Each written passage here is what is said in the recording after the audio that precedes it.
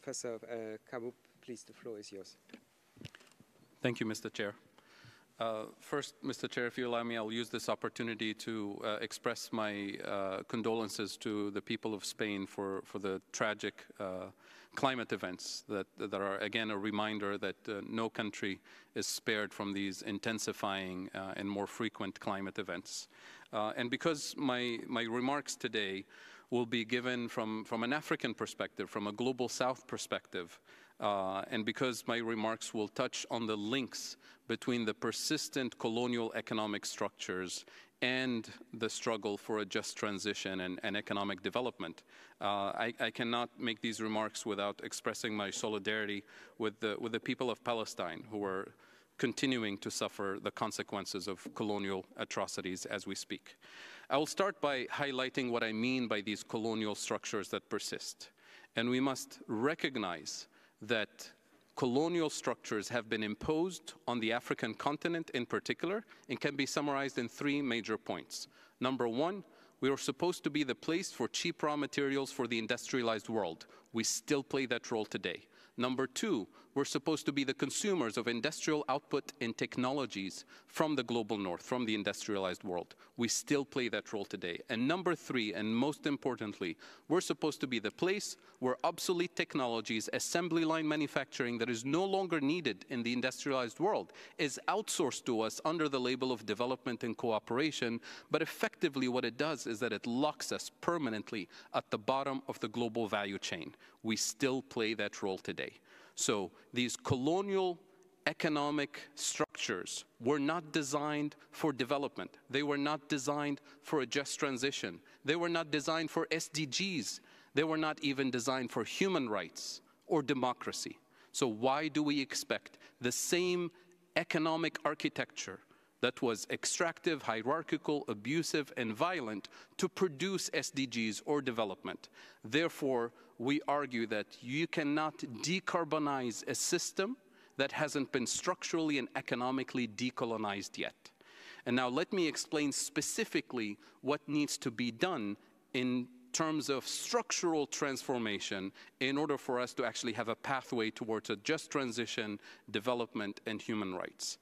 The African continent in particular struggles to this day with three major economic deficiencies that I will summarize as follows. Number one, structural food deficits.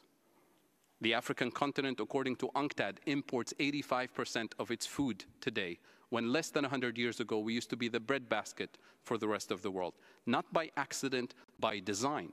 And I'll go back to the design of this system. Number two, energy deficits. And when I say energy deficits in the African continent, I include our biggest oil exporter, Nigeria, which up until recently, with the opening of the latest refinery, Nigeria for a long time imported 100% of its gasoline from international markets. Again, not by accident, by design. And then the third structural deficiency is the type of manufacturing base that we were allowed to have in the African continent is the kind where you have to import the machines, you have to import the fuel to power the factories, you have to import the intermediate components to be assembled with low-cost labor, and we even import the packaging. So we end up with an industrial base that exports low value-added content and imports high value-added content. So you can double, triple, quadruple your exports, you're always locked at the bottom of the value chain. So these three structural deficiencies are actually the root cause of external debt in the African continent, which means they are the root cause of the fact that we have no fiscal policy space to invest in health or education or climate action. And when you have structural trade deficits like we do in the African continent, it means that you constantly have pressure on the value of your currency relative to the dollar, relative to the euro. And when your currency is weaker because of this structural deficit, anything you need to import the next morning, whether it's food or fuel or medicine, you import it with the more expensive real cost, which means we literally import inflation in the most sensitive areas of the economy, food, fuel, and medicine, and so on. So that means our governments are immediately put into a defensive position to try to protect the most vulnerable. So what do? We subsidize food, we subsidize fuel, and we ask our central bankers to defend the exchange rate, stabilize the exchange rate. The way they do it with the defensive Band-Aid solution is by more external borrowing. And once you pile up that external debt, you immediately have to rewire all of your economic priorities to prioritize any economic activity that will get you dollars as quickly as possible, which means more extractivism and more influence of external investors to determine your economic priorities, and you start neglecting the building blocks of development and prosperity: health, education, climate adaptation, and so on. So these are the structures that need to be transformed, which means ODA, any technical assistance, any financing, whether it's private or public, must be channeled in 3 key areas. Number 1, strategic investments in food sovereignty and agroecology, which happens to be a solution to debt, but it's also a climate solution. Number 2, strategic investments in renewable energy infrastructure for the African continent before we start thinking about exporting renewable energy. And number 3, most importantly, channeling resources to regional, Pan-African, green industrial policies that produce high value-added content and prioritize 3 key industrial areas. Not manufacturing for other people to consume, but manufacturing the building blocks of development and prosperity, starting with our biggest potential on the continent, because we have all the critical minerals we need, and we have the biggest renewable energy potential to manufacture and deploy renewable energy infrastructure to serve the 600 million people today who have no access to electricity, to manufacture and deploy clean cooking infrastructure for the 950 million people on the African continent today who are inhaling toxic fumes because of lack of clean cooking, mostly women and children. And number 3, manufacture and deploy clean transportation infrastructure to link our cities, to link our economies, to build the logistics of development and prosperity. The challenge is, according to IRENA, Africa today, with existing renewables technology, can produce 1,000 times its anticipated energy needs by 2040. 1,000 times with existing technology, not with any new innovations, and completely replace all the fossil fuel exports from the continent. Yet the continent attracts less than 2% of financial investment going to renewables. Less than 2%. Most of what we attract is actually for exports to Europe and other parts of the world. And at the same time, we are being denied access to the life-saving technology to manufacture and deploy renewables at scale. So this is the global economic architecture that persists in terms of locking the African continent in the same position at the bottom of the hierarchy. So what we're asking for is focusing our attention to the life-saving opportunity, because everything I've described here is climate action, but it's also development and decolonization. It's a win-win on both fronts. The African continent, in a sense, doesn't need any external financing, because what I'm describing here, especially on the industrial front, is a $0 industrial policy, because we have the complementarity of resources and capabilities on the continent. Every country can pay for its labor with domestic currencies, for its resources with domestic currencies. What we normally need financing, external financing for, is to import the manufacturing technology. But if we join hands, as in sharing the life-saving technology, transferring the life-saving technology as a joint venture, in-kind contribution, we don't need any external financing to unleash this full potential to develop the African continent and share this massive renewable energy potential and development potential with our closest neighbors and with the rest of the world. So what I described as the global economic architecture, to close, to be more specific, it's 4 basic components. The financial architecture that everybody's talking about, that's the World Bank and the IMF, and we need to be talking about transforming those institutions, not just reforming them. Number 2 and 3 is the global trade and investment architecture, that is primarily the WTO, the World Trade Organization. And number 4 is the international taxation architecture, which, as you know, for the longest time was in the hands of the OECD countries, and now it's being decolonized as we speak through the UN tax convention that is happening. So that global economic architecture, the latest data that we have about what it does globally is the following.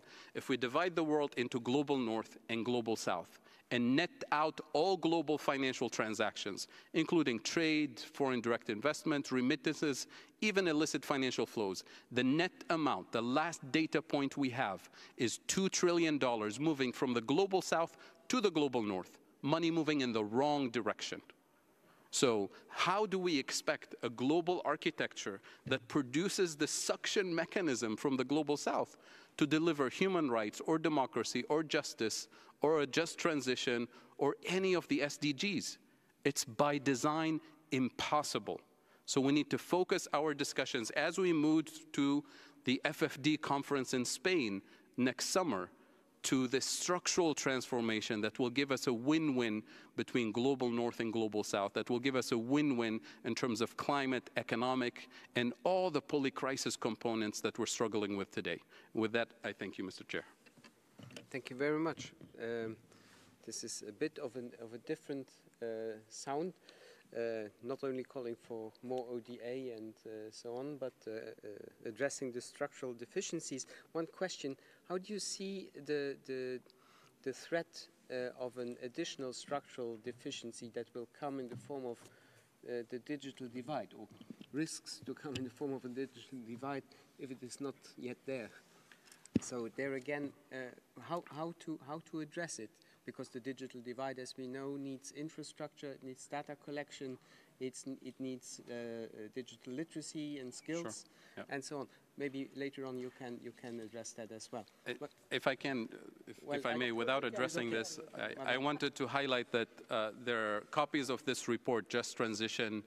The Africa report is available on the back table, but also online on justtransitionafrica.org if you're interested in this. Thank you. Thank you.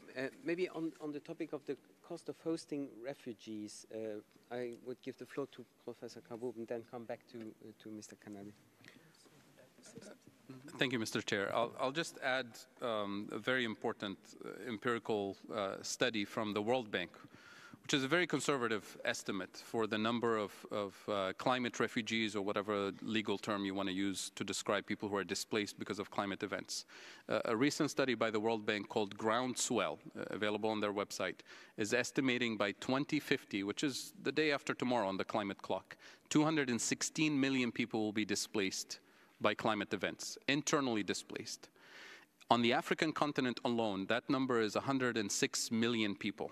And they are already on the move. They have the estimates for 2030 and for 2050, which means nobody is fiscally and logistically prepared to welcome and treat people with dignity when we're talking about volumes of that number, of that magnitude. Which means every time you have displacement of people, you have additional pressure on resources, food, housing, health, education, and a lot of the movement of people from the global south, especially from the African continent, will come through my own country, Tunisia, which we're already experiencing this. We have actual cemeteries of the unknown as we speak in Tunisia. Thousands of people dying in the Mediterranean.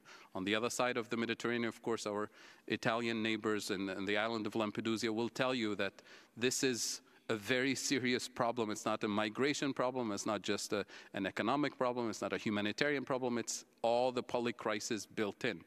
And when you see the push factors accelerating in the global south, because everything I was describing, it means that we're not even close to building the resilient type of economies in the south and building the infrastructure that we need to deal with the climate refugee component of the climate crisis. Thank you.